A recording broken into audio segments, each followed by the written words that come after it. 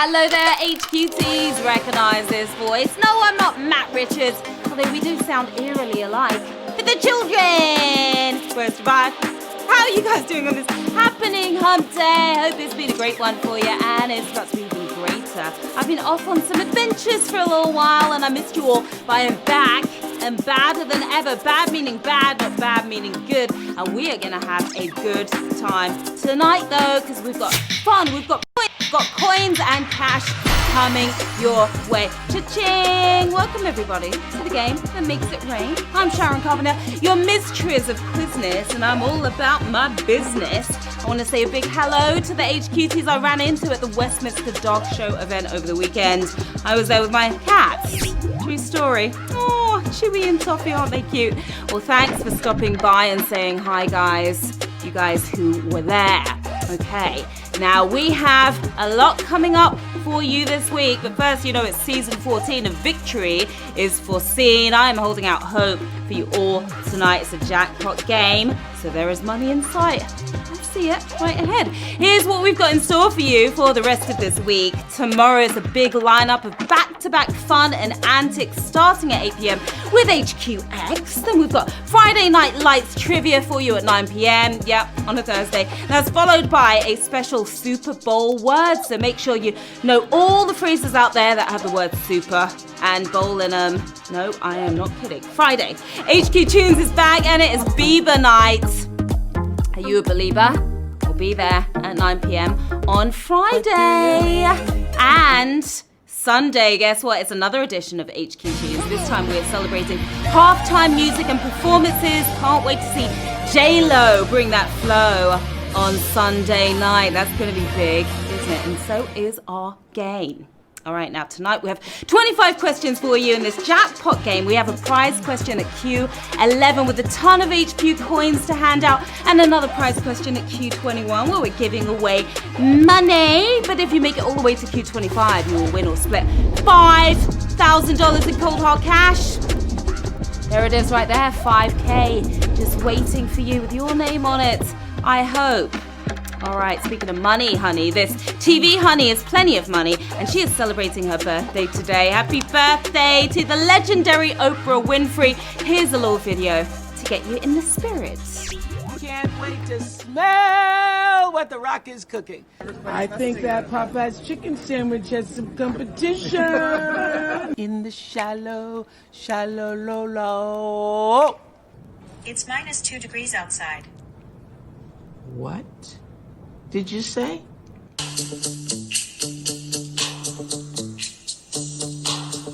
I'll be at the party. Can you say hello, happy hour?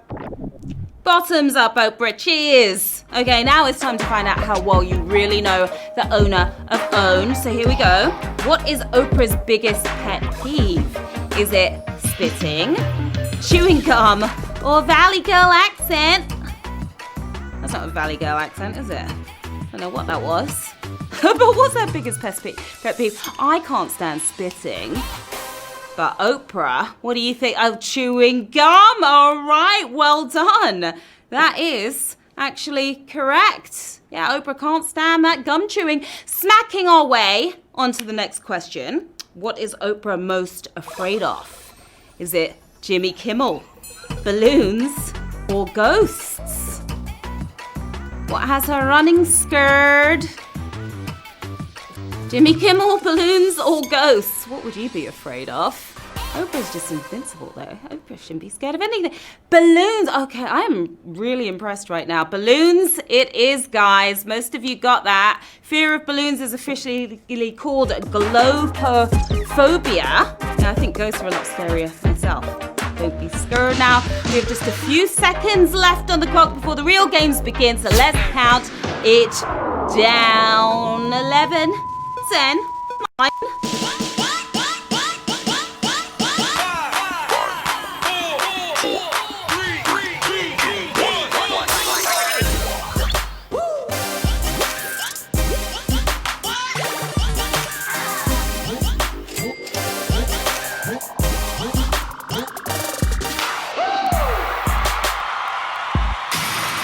Okay, players, it's about that time. It's time to get to the quizzing. Here we go with Q1.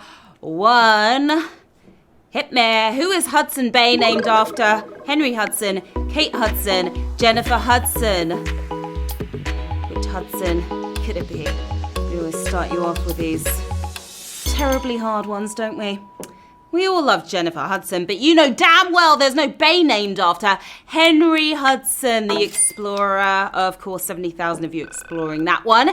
If you want a bay named after you, it helps to be born centuries ago. You know, the Hudson Bay is pretty massive. My bay is quite big too. He works out a lot. Q2. What place is the fast food chain at KFC named after? Kentucky, Kazakhstan, or Kyle's house? Finger licking good. Hope you wash your hands though. Kyle's mum may cook up some great fried chicken, but KFC doesn't care. Why? Because it's Kentucky. Spicing things up here. 73,000 of you. Well done. Kazakhstan's a big country, so I'm sure they've got some tasty chicken recipes, but Colonel Sanders identified with the location of his first restaurant, the state of Kentucky. Kentucky Fried Chicken, of course. No better way to handle a savage question than with an extra life. You could use as many as 3 in a game. Do you see it on your screen? Go ahead. Tap to buy one. Go on, I see you. You can also buy extra lives throughout the game by tapping on the heart below. Yeah, they'll work on every question up to Q17 in this game.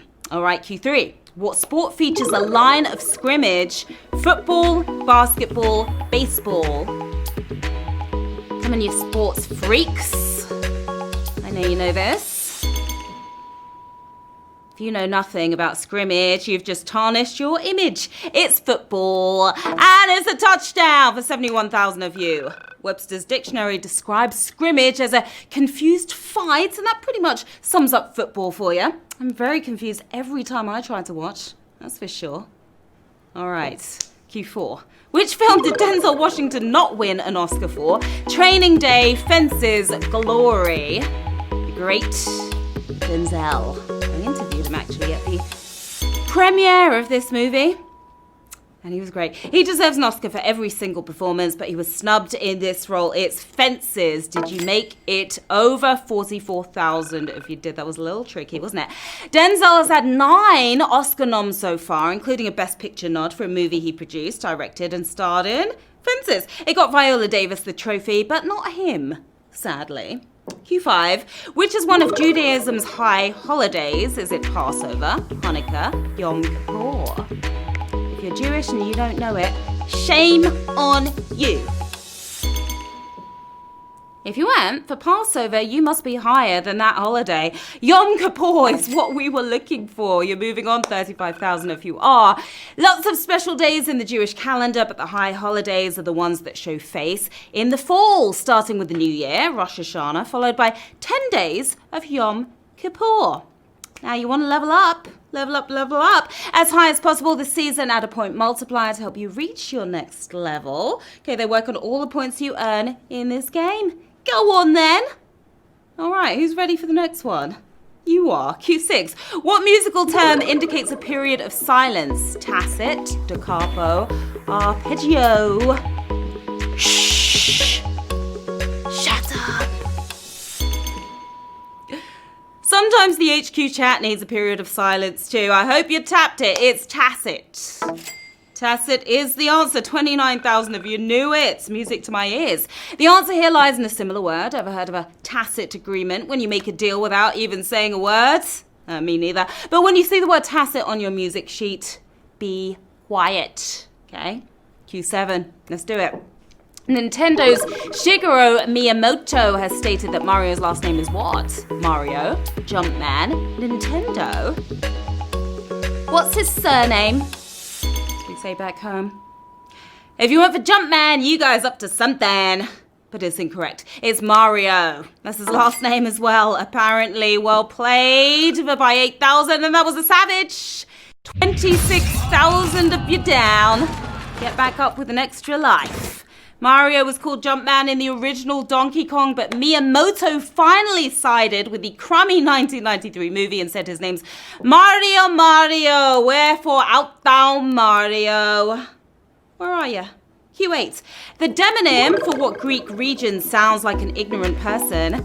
Crete, Attica, Epirus. Don't be ignorant here. What do you think? If you didn't tap on Crete, you're going to feel like quite the cretin, because that is the correct answer. You created another one, 17,000 if you did. Demonym is the official word for residents of a place. Crete is filled with a whole bunch of cretins, and they actually don't mind if you call them that. That's cool, isn't it? Q9. The writer of what poem was married to the author of Frankenstein? Ozymandias, the second coming, or Kubla Khan? That Frankenstein's monster was a good-looking chap, wasn't he? If you went for Kubla Khan, you Kubla can't. Ozymandias, or Deus, is the answer. 10,000 if you knew it. Mary Shelley was 20 when she published what's been called the first modern work of science fiction. It helped that she had connections, though, like her hubby, Percy Bysshe Shelley, author of Ozymandias. Good to have connections out there in the world. Q10. Who burst through the image at the end of a famous 1981 Miller Lite TV ad? Football coach, baseball player, action film star. Just burst through the image. You remember? If you tapped action film star, you should have hired a stunt double this time. It's football coach. And it's a touchdown. 9,469 of you. The tastes great, less filling clash was TV's hottest feud for years. It ended with John Madden smashing through the screen or a piece of paper, helping to launch his second wind as an analyst. Do you have your second wind yet? Because it's our first prize question of the game. Yeah, if you get this right, you have to make a choice. Either take the HQ coins and run or stick around for the next one. Remember, HQ coins can get you those power-ups like erasers, word super spins, or extra lives as well. So here goes, and good luck. Q11. Not counting Earth, what's the only planet whose largest moon is named for one woman? Saturn, Jupiter, Uranus. The HQ writing team strikes again. You already know I can't host a game without at least one mention of Uranus. And here's 3, because Uranus is the answer. Go ahead, laugh it up. And that was a savage. That was a savage. 10,000 of you got that wrong. 2,617 got it correct. Saturn's largest moon is Titan, named for all the Greek titans. That leaves us with Titania, queen of the fairies and the largest moon of Uranus. Let's see how large this bag is. All right, offering 1,000 coins right now to 2,617 players. There's 10 questions until the next prize question where there's some cash at stake. 1,000 coins though, that's a lot right there. I think that's a couple of extra lives. My calculations are correct. Okay, 1,659 players chose to take the 1,000 coins. 4,925 still in the game. 10 questions until the next prize, as I said. Well done to you early winners. Let's go. Q12. What name was given to a 1920s pocket watch with 24 separate features? Oh, here we go. Zeitman Magna Chronoscope or Super Complication. Listen, you see it there in front of you, okay? All right. A super complicated question with a simple answer. Super complication is the correct answer. Thank goodness for that. 1,730 of you got it right. A brutal question right there. The most complex watch ever built without a computer. Told the time, day, date, moon phase, star positions, played 4 different chimes, and sold at auction for 24 mil. Nice. I think it earned its name. Don't you? Q13, your lucky number. Which of these states has an NBA team whose name ends in an S? Oklahoma, Florida, North Carolina. All the best names start with an S though, don't they? If you went for Oklahoma, you're going Homer. Because it's North Carolina who's heading up north right now. 1,863 of you are. The Miami Heats and Orlando Magics, well, they don't exist, do they? And neither do the Oklahoma City Thunders, but the Charlotte Hornets, they certainly do. All right, we're on to Q14. The director of the Crimea River video admitted to having second thoughts about including which element? Dancing, Britney lookalike, breaking and entering. That was a dope video. There were no regrets about the Britney lookalike. Sorry, Britney. It was JT's dancing that was questionable. 1,496 of you dancing on the next round. Francis Lawrence, who went to direct the Hunger Games movies, directed this clever classic. He later admitted to Dazed magazine that if he could, he would have cut the dancing because it was kind of weird. Q15. Which performer co-wrote The Simpsons episode that began with the live-action intro? Kelsey Grammer, Neil Patrick Harris, or Ricky Gervais? Three of the greatest comics, I would say. He was brilliant on the Golden Globes, and here too, my favourite funny man is Ricky Gervais. Who rocked that one? Rocking with Ricky, 1,315 of you. Gervais contributed to the writing and guest starred in the episode as some guy named Charles. The live-action remake of the animated opening sequence started the show, and it was pretty cool at that. Q16. The first US president to have a Secret Service codename was also the first to have what? No full siblings, TV set in the White House, pilot's license. Shh, keep it a secret. If you went for pilot's license, yours just expired, I'm afraid. He had the luxury of a TV in the White House. Staying tuned right there, 795 of you. The first president to have a Secret Service codename was Harry Truman, and that's true, man. He also got to relish the visual pleasures of television. Q17. The easternmost point of Africa is named for a person from what country? France, Portugal, England. You want to head to the northernmost point though, don't you? What do you think? If you tapped on England, we're deporting you out of this game. It's Portugal. Portugal is 1,142 of you. Got it right. The easternmost point of Africa is an island belonging to Mauritius. It's called Rodrigues and was named after the Portuguese explorer Diogo Rodrigues. Now let's go to Q18. We're getting real close right now. The first winner of the Grammy Award for Best New Artist is known for singing a song from which of these? Gigi, the Threepenny Opera, Oliver. Did you see the Grammys on Sunday? Billie Eilish took the title this year, but back when the Grammys began, it was Bobby Darin who won big. The Threepenny Opera is what we were looking for, and you're looking for more than pennies tonight, 480 of you. The first Grammys was in 1959. Darin was famous for singing the definitive version of Mac the Knife, cut on the Threepenny Opera. Q19. The effect of an image endlessly reappearing within itself takes its name from which of these? Galaxy, a Renaissance painter, brand of cocoa powder. Decisions. I like my selfies, but I love my selfies that endlessly appear within my other selfies. Brand of cocoa powder we're looking for. Sipping on that hot chocolate. 187 if you are. Artists may refer to this as the Drost effect. The name comes from a famous brand of cocoa featuring an image within the same image, within the same image, with it. Well, you get it. Q20. Let's do it. According to Guinness World Records, how would you find the strongest block in Minecraft survival mode? Setting a fire, mining straight down, or staircase mining? What do you think? You gonna set a record tonight? If you went for digging a tunnel, you dug yourself right out to this game.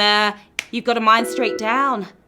But you're heading straight up, 158 of you. In survival mode, the strongest block is bedrock, which can be found by mining straight down. You might hit a gold mine on this next prize question.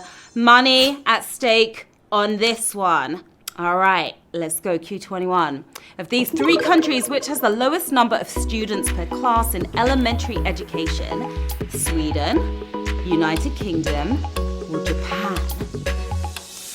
You are students of this game. If you really studied up on your schoolwork, you'll know the answer is Sweden. 35 of you nailed it, passing with flying colours. The UK and Japan both average about 26 pupils per class, which is far higher than Sweden's 19. Now that you know that, let's calculate the cash prize on offer. We are offering $28.58 to 35 players. 4 questions until the jackpot. $28.58. That's quite a bit of cash right there. It's a hard one. Make your decision and stick to it. 33 players chose to take the $28.58. We have 2 brave ones still in the game. Just 2 people standing strong. 4 questions until that jackpot. Have they missed out on the cash, or are they going to get even more? Let's find out. Q22.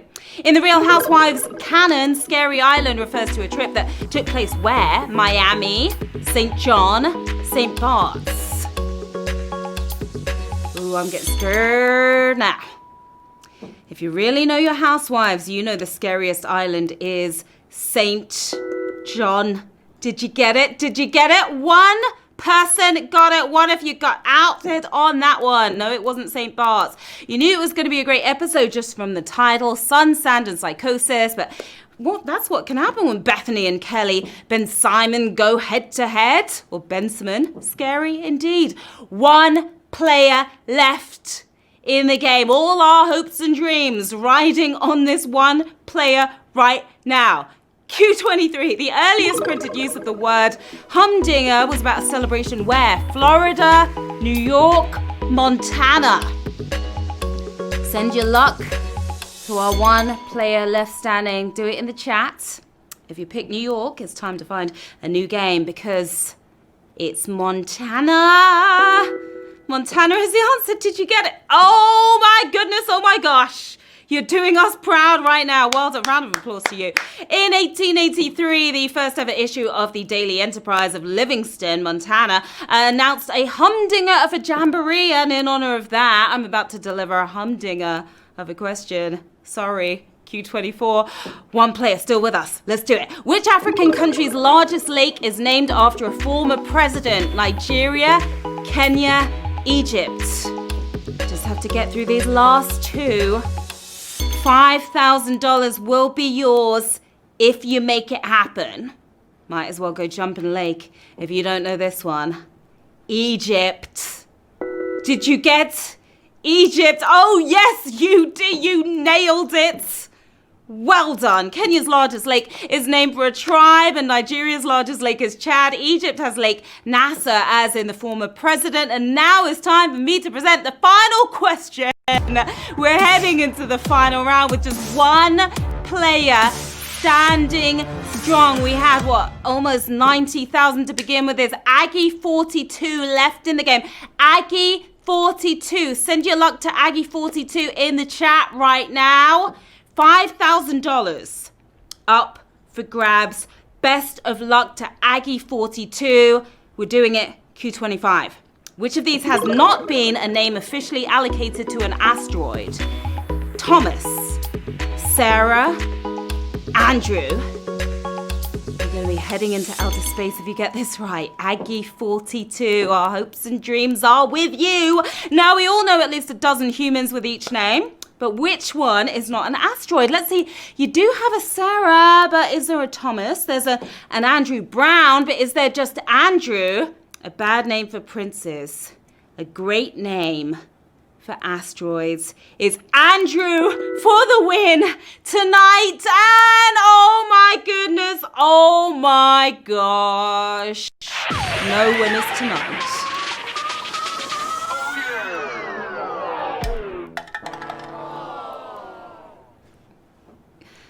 Congratulations anyway to Aggie 42. You didn't get that $28 or the $5,000, but the world now knows your name. All right, well done HQ2s. You came, you played, you slayed. I'm Sharon Carpenter. Here's where to find me. Stop by, say hi. We're back tomorrow night starting at 8 p.m. with HQX. More trivia, of course, at 9 p.m. and then words at 9:30. Back-to-back shenanigans. Until then, have an awesome rest of your night and see you soon. Bye.